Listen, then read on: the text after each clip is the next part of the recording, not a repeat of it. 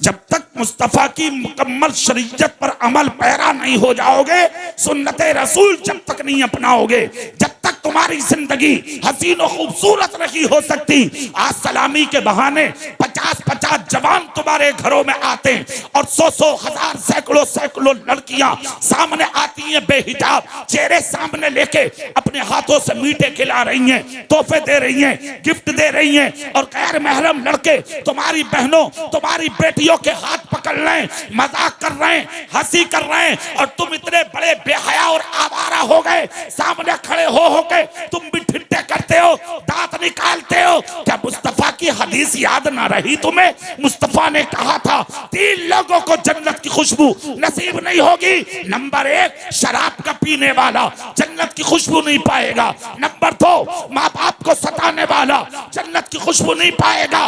Number 3 अपने घर की औरतों को बेपर्दा घुमाने वाला जन्नत की खुशबू नहीं पाएगा। तेरी बेटी सलामी कर रही है, अरे और तो और बहू को हाथ पकड़ कर ले जा रहा, चल चल सलामी करिए। वो दुपट्टा ढक के आ रही है तो कह रहा है तो उबर को तो कर ले, उबर को कर। अरे बेहया, डूब के मर जा, कहीं डूब के मर जा। नाबीना थे, एक सहाबी सामने से आए थे, मेरे रसूल जा रहे हैं अपनी अज़वाज के साथ। मेरे नबी ने कहा चेहरे पे पर्दा डाल लो। उम्मुल मोमिनीन कहती है आका ये तो नाबीना है। मेरे रसूल बोले यही तो नाबीना है, तुम तो बीना हो, डाल लो पर्दा, मर जा डूब के। फिर कहते हो मौलाना साहब समझ में नहीं आ रहा, मुश्किलें आ क्यों रही है? आना नहीं, बुला रहे हो तुम। जब तक मुस्तफा के कानून पर अमल नहीं करोगे, मुसीबतें तुम्हारा पीछा नहीं छोड़ेंगी, और जितनी सीरत मुस्तफा की चादर ओढ़ के बैठ जाओगे, तूफान आएंगे जरूर मगर तुम्हारे करीब से गुजर जाएंगे। आके तो देख, ये निकाह तो है तुम्हारे। एक निकाह मक्के में हुआ था भाई, सेहाली वाला, वो निकाह मैं तुम्हें सुनाना चाह रहा हूं, मेरा दिल कर रहा है। अगर मैंने ना सुनाया तो रास्ते भर अफसोस मुझे भी होगा, है नहीं? मगर एक दूसरे तक कहोगे तुम भी यार पता ना बात क्या थी, सुन ही लेते तो ठीक है। भाई कलीम अशरफ साहब सुना दूं, आप लोगों को परेशान तो नहीं हो रही है? मौलाना निजामुद्दीन साहब की मोहब्बत है माशाल्लाह, वो मुस्कुरा रहे हैं। मौलाना आलम साहब बहुत अच्छा पढ़ते हैं आप। अच्छा एक चीज देखी, मैं आकिल साहब से कहता हूँ, आ रहा था रास्ते में कि भाई मैं अपनी कार में जब बैठ रहा था, इनकी मस्जिद में ईशा पढ़ी है मैंने, तो इन्होंने आकिल साहब से वहां भी नात पढ़वाई और फिर खुद भी पढ़ी। मैं जब कार में बैठा था अपनी, तो मैं आकिल साहब से कह रहा था, उनके ये मौलाना आलम जो है कुरान तो अच्छा पढ़ते ही हैं, ये नात पढ़ते भी हैं और इनको नात सुनने का भी शौक है। हाँ अल्लाह पना उम्र में बरकत, खूब तरक्की दे अल्लाह। आते नबी का अल्लाह सदका हमें भी, आपको भी, इन्हें भी अता फरमा। एक निकाह मक्के में हुआ था, दूल्हा की तलाश थी एक गरीब को। कहा कि एक है जवान, खानदान को जमा किया उन्होंने, खानदान को जमा करके कहा मैंने खबर सुनी है मक्के में एक जवान है जिसके हुस्न के चर्चे पूरे अरब में हैं, क्यों ना ले जाऊं पैगाम। खानदान वाले बोले इकट्ठा किया, हमें तो बताओ कौन है वो। कहा बताऊं? बोले हाँ। कहा वो मक्के के सरदार अब्दुल मुत्तलिब का बेटा है, अब्दुल्ला नाम है। खानदान वाले बोले जबान बंद कर लो, तुम गरीब आदमी और वो सैकड़ों ऊंटों का मालिक, हजारों बकरियों का मालिक, मक्के का सरदार, काबे का मुतवल्ली, जिसके बेटे की कीमत तो ऊंट हो, वो तुम्हारी गरीब बच्ची से शादी करेंगे? सुनिए गौर से। इतना जब कहा तो गरीब की आंख से आंसू निकल पड़े। गरीब बोला अगर शादी ना भी हुई तो रिश्ता तो लेके चलो यार। कहा क्यों? बोले अगर रिश्ता ना भी हुआ तो उस हसीन के मांगने वालों में नाम तो आ ही जाएगा, चलो ना मेरे साथ। खानदान वाले बोले हम नहीं जाएंगे। नहीं जाओगे? बोले नहीं। अकेला चल दिया गरीब। सुभान अल्लाह बोले आप। सर्दियों की रात और भाई हवा के झोंके सीने से टकरा रहे हैं।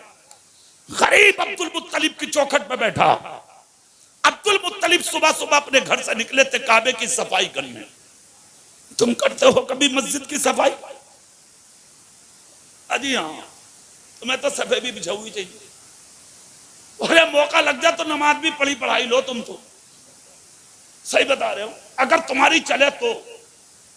हाँ लगा दोगे, लगा दूसरों को। अरे बोले जा मेरे हिस्से की ईशा पड़ गई जरा, तो खैरियत हो गई कि फर्ज तुम पे ही रखी है नमाज, वरना दूसरों से कराते तुम दूसरों से। हाँ इतने बड़े वाले हो।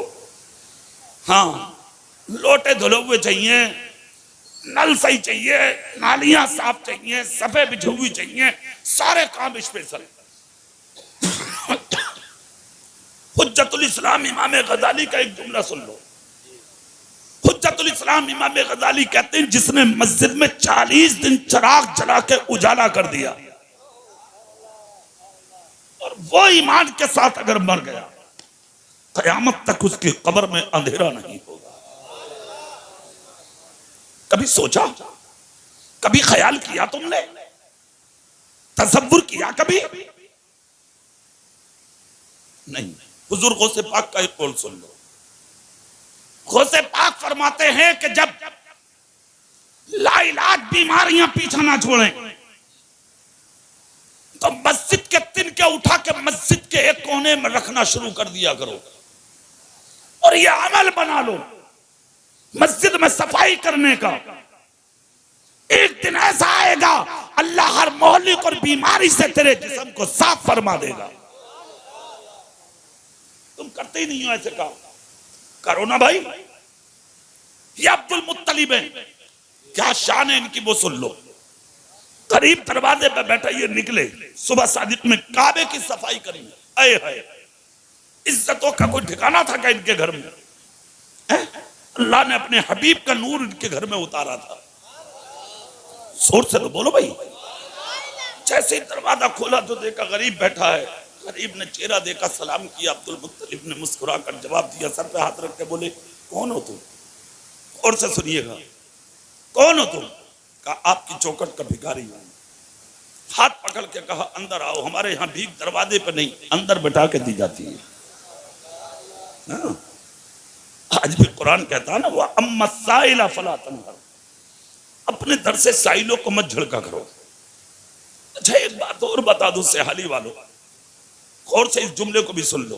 कुछ बात ना कार है, ये तो आ ही रही है नहीं? जुमला सुन लो, बहुत प्यारा जुमला।